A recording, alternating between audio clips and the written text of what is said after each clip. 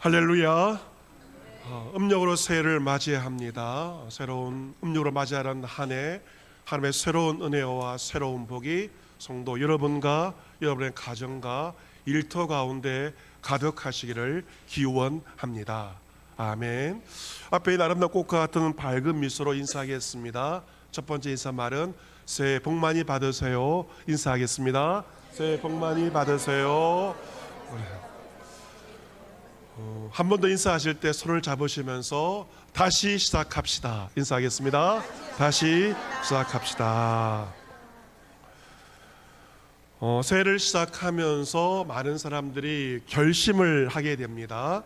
하지만 나이를 먹어가면 결심조차 하지 않고 되는 대로 살고자 하는 그런 마음도 나이가 들면서 생겨나게 됩니다. 여러분, 무언가를 결심한다는 것은 좋은 일입니까? 나쁜 일입니까? 좋은 일이죠. 결심 자체가 좋은 일입니다. 새해 주로 어떤 결심을 하게 됩니까? 담배를 끊겠다, 금연, 그리고 술을 마시지 않겠다, 금주, 건강을 위해서 그러한 결심도 하게 되고, 그리고 규칙적으로 운동을 하겠다, 그리고 체중을 줄이겠다, 영어 공부를 해보겠다. 아마 여러분 나름대로의 이러한 단골 결심들이 있을 것입니다. 하지만 그런 새로운 마음을 먹었다 하더라도 작심 3일, 마음은 먹었지만 3일을 넘기는 것이 참으로 어렵습니다. 그러면 우리는 어떻게 합니까? 나는 왜 이럴까 하면서 자신을 자책하기 일쑤입니다. 하지만 여러분, 작심 3일이 당연한 것입니다. 왜냐하면 이 사람이 새해를 맞이했다고 해서 습관을 바꾸는 것은 결코 쉬운 일이 아니기 때문에 그렇습니다. 세미얼 스마일스라는 사람은 그 유명한 저서 자조론, 영어 원저의 이름은 셀프 헬프인데 스스로 돕는 셀프 헬프라는 책에서 유명한 말을 남겼습니다. 생각을 바꾸면 행동이 달라지고, 행동을 바꾸면 습관이 달라지고, 습관을 바꾸면 성격이 달라지고, 성격을 바꾸면 운명이 달라진다 라는 말을 남겼는데요, 여러분, 제일 먼저 바꿔지는 것이 무엇입니까? 생각이 바뀌어질 때 결국 자신의 운명까지 바뀌어진다는 것입니다. 하지만 생각이 바뀌어졌다고 해서 바로 나의 행동이 달라지거나 습관이 바뀌어지지는 않습니다. 왜 그럴까? 인간을 망각의 동물이라고 하지 않습니까? 생각을 바꾼다 해도 그것을 잊어버리는 것이 인간입니다. 그렇기 때문에 계속 생각나도록 자신을 자극해야 한다는 것이죠. 생각을 바꿨으면 행동이 바뀌도록 해야 되고, 행동을 바꿨으면 그것이 습관이 되도록 해야 하고, 습관을 바꿨으면 성격이 바뀔 때까지 해야 하며, 그리고 성격을 바꿨으면 운명이 달라지도록까지 해야 하는 것입니다. 여러분, 습관이 되는데 얼마의 시간이 걸릴까? 학자들은 6개월 정도를 보고 있습니다. 어떠한 것을 6개월 동안은 꾸준히 할 때 그것이 나의 습관이 되는 것입니다. 그리고 나의 습관이 바뀌어질 때 나의 삶이 달라지는 것입니다. 그러기 여러분, 습관을 바꾸려고 실패한다 하더라도, 작심 3일이 된다 하더라도 좌절하지 마시기를 바랍니다. 포기하지 않고 다시 리스타트, 시작을 하면 됩니다. 꾸준히 반복하다 보면 6개월 정도의 시간이 흘러가면 습관이 만들어지고, 그리고 달라진 나의 모습을 여러분은 발견하게 될 것입니다.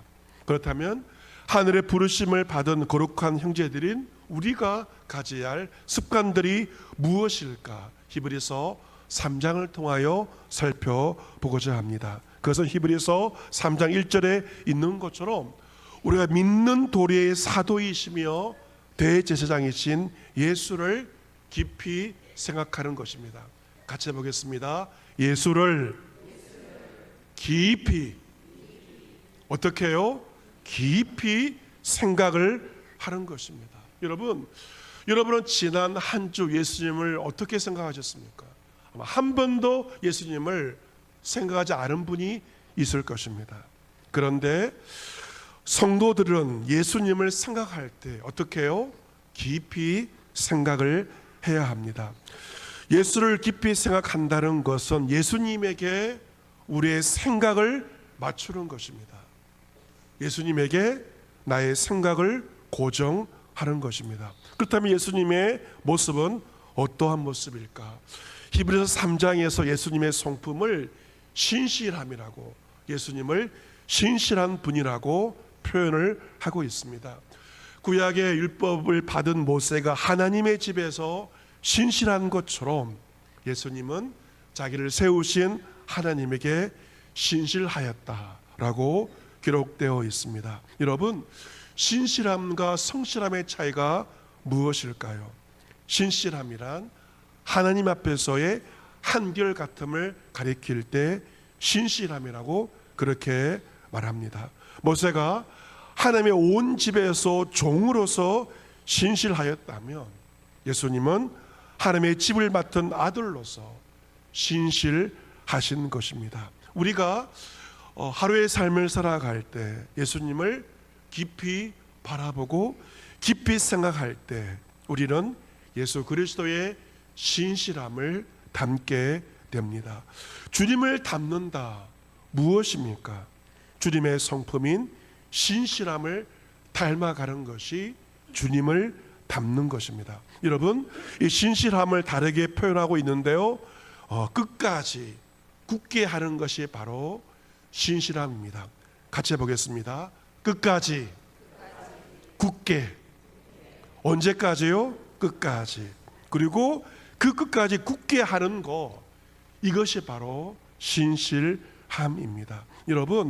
여러분께서 사람들에게 들을 수 있는 말 중에서 가장 좋은 말은 무엇일까요? 그것은 당신은 정말로 신실하다. 그것은 성도가 들을 수 있는 제일 좋은 칭찬입니다. 여러분, 세상은 지나고 변화하지 않습니까? 그리고 사람들도 시간이 지나서 세월이 지나 바뀌고 변하는 것을 보게 됩니다. 하지만 성도가 예수 그리스도를 깊이 생각할 때 그의 신실함을 본받게 되고 끝까지 굳게 믿음을 가지고 소망을 가지고 소망 가운데 살아가게 되는 것입니다. 주님을 닮는다는 것은 주의 신실함을 본받고 그것을 닮는 것입니다. 이처럼 주님은 신실한데 비해서 사람들은 신실하지가 못합니다. 히브리서 3장 7절부터 11절까지는 신실치 못한 이스라엘 백성들에 대해서 말하고 있는데 그들의 모습은 인간의 모습이고 우리의 모습이라고 말할 수 있습니다. 광야 40년 가운데 모세의 지도 아래에 있던 하나님의 백성들, 이스라엘 백성들은 신실하지 못하였던 것입니다. 히브리서 3장 7절과 8절 말씀 보시면 그러므로 성령이 이르신 바와 같이 오늘 너희가 그의 음성을 듣거든 광야에서 시험하던 날에 거역하던 것 같이 너희 마음을 완고하게 하지 말라. 이스라엘 백성들은 광야에서 주의 음성을 들었음에도 불구하고 그들의 마음을 완고하게 하였던 것입니다. 하나님께 거역하였고 하나님께 쉽게 원망하고 불평하였습니다. 그들의 실패를 반복하지 말라는 것입니다. 9절 말씀에 거기서도 열조가 나를 시험하여 증음하고 40년 동안 나의 행사를 보았느니라. 그 광야에서 40년 동안 하나님의 놀라운 일들을 보았음에도 불구하고 이스라엘 백성들은 하나님을 시험하였던 것입니다. 하나님은 그들에게 분노하십니다. 10절 말씀에 내가 이 세대에게 노하여 이르기를 그들이 항상 마음이 미혹되어 내 길을 알지 못하는도다. 하나님은 신실치 못하던 백성들에게 분노하셨습니다. 그들을 심판하셨습니다. 왜냐하면 그들의 마음이 항상 미혹되어 하나님의 길을 알지 못하였기 때문입니다. 사람이 마음이 시험에 들고 미혹되면 하나님의 길이 아닌 자기 마음대로 길을 가게 되고 결국에는 길을 잃게 되고 맙니다. 그 결과가 무엇입니까? 11절에 내가 노하여 맹세하던 바와 같이 그들은 나의 안식에 들어오지 못하리라 하였다 하였느니라. 하나님께서 맹세하여 말씀하십니다. 신실하지 못하던 자, 마음이 미혹된 자, 자기 마음대로 사는 자는 하나님의 안식에 참여하지 못한다는 것입니다. 하나님의 안식은 가나안 땅을 가리키고 이 가나안 땅은 천국을 가리키는데 신실치 못한 자들은 천국에 들어가지 못할 것이다 경고하고 있습니다. 오늘 보면 히브리서 7장 12절은 이러한 불신앙의 위협에 대해서 초대교회 성도들에게 또한 저와 여러분에게 경고하고 있습니다. 12절에 형제들아 너희는 삼가 너희 중에 누가 믿지 아니한 악한 마음을 품고 살아계신 하나님에게서 떨어질까 조심할 것이요 라고 경고하고 있습니다. 여러분, 우리가 신앙생활을 하다가 믿지 않는 악한 마음, 불신앙을 가지게 되면 결국 살아계신 하나님에게서 멀어지게 되고 마침내 떨어지게 된다는 것입니다. 하나님에게서 멀어지지 않을까, 떨어지지 않을까, 자신의 신앙을 먼저 자신이 조심하고 자신이 챙겨야 한다는 것입니다. 한 해가 시작된 지 오랜 날들이 지나가고 있습니다. 여러분, 여러분의 한 해의 삶이 어떠합니까? 믿음으로, 순종으로 하나님께 가까이 나아가고 계십니까? 아니면 불신앙 가운데, 원망 가운데, 불평 가운데 하나님에게서 조금씩 멀어지고 있습니까? 하나님께 멀어지다 보면 결국에는 하나님께 떨어지고 만다는 것입니다. 여러분의 신앙의 현 주소를 점검해 보시기를 바랍니다. 본문 12절에 자신의 신앙을 자신이 먼저 점검하라고 한다면 13절은 서로서로의 신앙을 권면하라 말하고 있습니다. 13절에 오직 오늘아 일컫는 동안에 매일 피차 권면하여 너희 중에 누구든지 죄의 유혹으로 완고하게 되지 않도록 하라. 여러분, 이 신앙생활 나 혼자만의 힘으로 할 수 있는 것이 아닙니다. 그렇기 때문에 교회가 있고 목회자가 있고 함께 섬기는 성도들이 있는 것이죠. 서로 피차간에 권면해야 됩니다.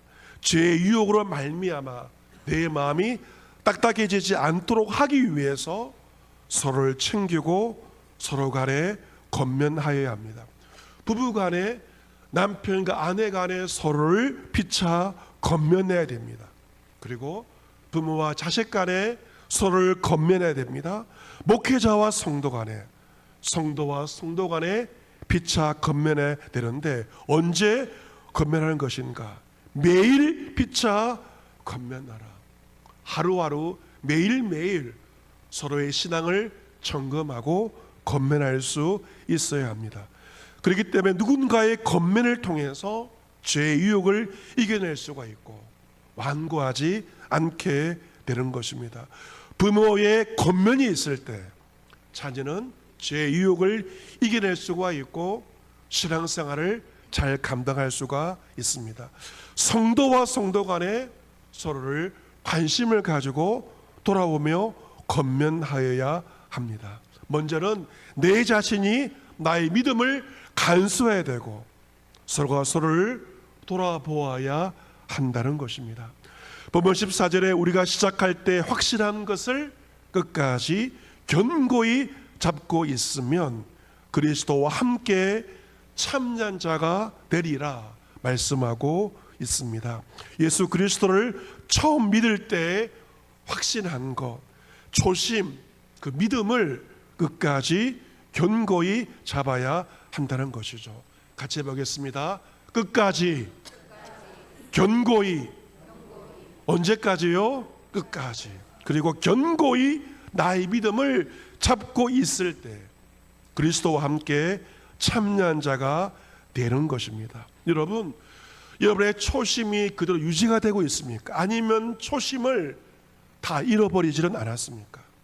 초심을 끝까지 견고히 잡고 마지막까지 믿음의 경주를 달려가야 한다는 것입니다. 여러분, 신앙생활을 하면서 나의 초심을 잃어버리지 않고 그것을 마지막까지 끝까지 견고히 잡는 것이 얼마나 중요한지 모릅니다. 여러분, 대통령이 선거 운동에서의 초심을 놓치지 않는다면 아마 그런 성공한 대통령이 될 수 있을 것입니다.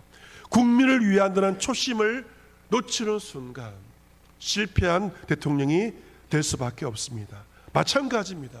믿음 생활도 마찬가지입니다. 신앙생활을 시작할 때 초심을 끝까지 견고히 잡을 때 마침내 그리스도와 함께 영원한 안식에 참여하게 된다는 것입니다. 19절이 결론적인 말씀인데요. 이로 보건대 그들이 믿지 아니함으로 능히 들어가지 못한 것이다. 여러분, 광야에서 믿음을 잃어버리고 패역하며 불순종한 삶을 살던 자, 초심을 끝까지 견고하게 잡지 않던 자가 하나님의 안식에 들어가지 못하게 되고 가장 비참한 최후를 맞이하게 된 것을 경고하고 있고 우리에게도 경고하고 있습니다. 예레미야 22장 말씀 보시면 하나님께서 예루살렘에 대한 탄식을 하고 있습니다. 예루살렘 얼마나 거룩한 도시입니까? 그런데 내가 평안할 때 내가 내게 말하였으나 내 말이 나는 듣지 아니하리라 하였나니 내가 어려서부터 내 목소리를 청종하지 아니함이 너의 습관이다 하는 말씀이 있습니다. 하나님께서 예루살렘 백성들에게 평안할 때 말씀하셨습니다. 하지만 예루살렘의 백성들은 그 말씀에 순종하지 않고 듣지 않았습니다. 어려서부터 불순종하는 것이 습관이 되어버린 것입니다. 순종이 습관이 되어야 하는데 안타깝게도 예루살렘 백성들은 불순종이 어렸을 때부터의 습관이 되어버리는 것입니다. 여러분, 불순종의 습관의 결과가 무엇인가? 너희 목자들은 다 바람에 삼켜질 것이요 늘 사랑하는 자들은 사로잡혀 가리니 그때 내가 반드시 내 모든 악 때문에 수치와 욕을 당하리라.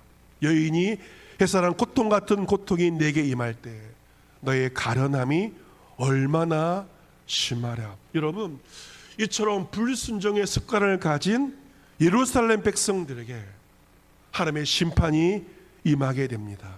그들은 마침내 수치와 욕을 당하게 되었고 큰 고통이 찾아오게 되었고 성은 무너지게 되었고 예루살렘 성의 백성들은 포로가 되었고 온갖 수모를 당하게 된 것입니다. 여러분, 오직 믿음, 오직 순종의 초심을 잃지 않고 끝까지 견고하게 잡는 자가 하나님의 안식에 들어가며 하나님 주신 복을 받게 되는 것입니다. 그러나 초심을 잃어버린 자, 하나님의 안식에 결코 들어갈 수가 없고 하나님의 복을 받을 수 없으며 무엇이 임하는가? 수치와 욕과 고통이 임하게 될 것에 대해서 히브리서가 경고하고 있습니다. 우리 예수님에게 기도는 거룩한 습관이었습니다. 예수님의 기도의 습관은 인생의 마지막 순간까지 이어지게 되었습니다. 인생의 마지막 하루를 앞두었을 때 예수님은 무엇으로 밤을 보내셨는가? 습관을 따라 기도하시기 위해서 기도의 장소 감람선에 가셨습니다. 제자들도 따라갔죠. 그곳에 이르러 예수님은 제자들에게 유혹에 빠지지 않게 기도하라 말씀하시고 예수님은 기도하십니다. 하지만 제자들은 잠에 들어 있었습니다. 예수님께서 말씀하십니다. 어찌하여 자느냐? 시험에 들지 않게 일어나 기도하라고. 예수님은 제자들을 책망하십니다. 여러분, 예수님과 제자와의 차이가 무엇인가요? 예수님께 기도는 거룩한 습관이었습니다. 하지만 안타깝게도 제자들에게 기도가 습관이 되지 못하였습니다. 여러분, 기도가 습관이 된 사람과 한 번씩 기도하는 사람은 하늘과 땅의 차이입니다. 기도가 습관이 된 사람을 가리켜서 우리는 기도의 사람이라고 그렇게 부르기도 합니다. 여러분에게 기도가 습관이 되어 있습니까? 아니면 어느새 기도가 기억도 가물가물한 연중 행사가 되어버리지는 않았습니까? 기도가 습관이 되신 예수님은 그 어떤 상황 가운데도 인생의 마지막 순간에서도 감람산에서 기도하셨고 십자가상에서 기도하셨습니다. 기도가 습관이 된 자는 유혹에 빠지지 않게 기도할 수가 있고 모든 시험을 이겨낼 수가 있는 것입니다. 새로운 한 해 기도가 여러분의 거룩한 습관이 될 수 있기를 바랍니다. 기도의 습관, 이것이 모든 시험을 이길 수 있는 가장 강력한 힘이 되는 것입니다. 여러분, 새벽에 일어났을 때 어떤 습관을 가지고 있습니까? 신문을 보십니까? 핸드폰을 제일 먼저 보십니까? 여러분, 이제 내일부터 약속을 같이 하기를 원합니다. 일어나자마자 무엇을 하는 것입니까? 기도를 하는 것입니다. 침상의 자리에서 제일 먼저 기도하는 것입니다. 신문을 보고 TV를 보고 세상의 소리를 듣고 하루를 시작하는 것이 아니라 예수님처럼 그 침상에서 기도함으로써 하루를 시작하시기를 바랍니다. 기도하기 제일 좋은 시간은 24시간 가운데 새벽입니다. 그리고 기도하기 제일 좋은 곳은 교회입니다. 새벽에 먼저 일어나서 침상에서 기도하시고 그리고 교회에 나오셔서 새벽 제단을 쌓으시기를 바랍니다. 그리고 하루를 정리할 때 기도로 마무리하시기를 바랍니다.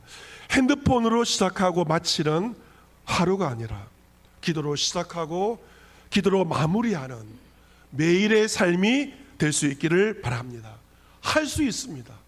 마음 먹고 오늘부터 내일부터 6개월만 실천한다면 이 기도가 여러분의 거룩한 습관이 될 수 있을 것이고 여러분이 기도의 사람이 된다면 어떠한 시험과 유혹도 예수님처럼 이겨낼 수 있을 것입니다. 기도와 함께 예배 역시 여러분의 거룩한 습관이 되셔야 합니다. 히브리서 10장 25절에 모이기를 패하는 어떤 사람들 습관같이 하지 말고 오직 권하여 그날이 가까움을 볼수록 더욱 그리하자라고 기록되어 있습니다. 여러분, 이 코로나를 우리가 지나면서 어떤 습관이 생겼습니까? 모이지 않으려고 하는 그러한 습관이 여러분 가운데 생기지 않았습니까? 여러분, 예배에 모이지 않는 것이 습관이 되어버렸다면 정말로 큰일입니다. 모이지 않는 것이 아니라 모여 예배하는 것이 여러분의 습관이 되셔야 합니다. 히브리서 기자는 서로를 권하여 마지막 날이 가까움을 볼수록 더욱 그리하자. 말세가 가까울수록 더욱 모여야만 믿음을 지킬 수가 있고 그리고 믿음과 소망 가운데 살아갈 수 있다는 것입니다. 그렇기 때문에 우리는 말세를 가까울수록 더욱 모이게 힘써야 하며 그리고 서로가 서로에게 예배드리자고 모이자라고 말할 수 있어야 합니다. 왜 그렇습니까? 모여서 은혜 받으신 자리에 내가 있을 때만 내가 은혜를 받을 수 있기 때문에 그렇습니다. 지난 금요일 교사수련회 참 귀한 은혜의 시간이었는데요. 여러분, 내 손에 든 것이 무엇이냐? 내 손에 없는 것이 아니라 내 손에 있는 그것이 무엇이냐? 귀한 목사님을 통하여서 은혜로운 도전의 말씀을 듣게 되었습니다. 하지만 그 자리에 오지 않은 자, 모이지 않는 자는 그 은혜를 받을 수가 없는 것입니다. 그 자리에 있어야만, 모임의 자리에 있어야만 내가 은혜를 받고 성장할 수가 있는 것이고, 내 신앙이 정지되는 것이 아니라 신앙이 성장할 수가 있는 것입니다. 주일 성수도 마찬가지입니다. 새로운 한 해 여러분 6개월만 주일을 성수하십시오. 그러면 주일 성수가 여러분의 거룩한 습관이 될 것입니다. 수요 기도에 마음 먹고 한 번 나오고 두 번 나오고 6개월만 나오면 수요 기도를 드릴 수가 있습니다. 금요 기도에 마음 먹고 6개월만 나오면 그 예배 드리는 것이 나에게 거룩한 습관이 될 수가 있고, 더욱 모여야만 은혜 받을 수가 있고, 이 마지막 때 모든 시험을 이겨낼 수 있는 것입니다. 사랑하는 성도 여러분, 내가 어떤 사람인가 하는 것은 나의 습관이 내가 어떤 사람인지를 말해줍니다. 알코올 중독의 습관이 있다면 그 사람은 술의 사람입니다. 도박이 중독되었다면 그 사람은 도박의 사람입니다. 기도가 습관이 되었다면 그 사람은 기도의 사람입니다. 예배가 습관이 되었다면 그 사람은 예배의 사람입니다. 지금부터 6개월, 2월부터 7월까지가 너무도 중요합니다. 여러분 가운데 좋지 못한 습관들 있다면 6개월 동안 끊어보십시오. 그래서 여러분 가운데 어느 순간 멀어지게 될 것입니다. 좋은 습관들 6개월 동안 유지해 보시기를 바랍니다. 기도의 습관, 예배의 습관, 말씀의 습관, 몸을 움직이는 좋은 습관들이 여러분의 몸과 마음과 영혼에 배일 수 있게 되기를 바랍니다. 구정이 좋은 것은 한 해를 다시 시작하게 되었다는 것입니다. 특별히 이번 구정 명절은 꽤 연휴가 길지 않습니까? 이 긴 세월들, 허송 세월 보내지 마시고 여러분의 삶을 재점검하는 귀한 결단의 시간이 될 수 있기를 바랍니다. 예수 그리스도 안에서 다시 시작합시다. 우리가 시작할 때 확실한 것, 초심을 끝까지 견고히 잡고 믿음의 경주 이번 6개월 동안 연말까지, 아니 인생의 마지막 순간까지 끝까지 완주할 수 있는 여러분 모두가 될 수 있기를 신실하신 예수 그리스도의 이름으로 축복합니다. 아멘.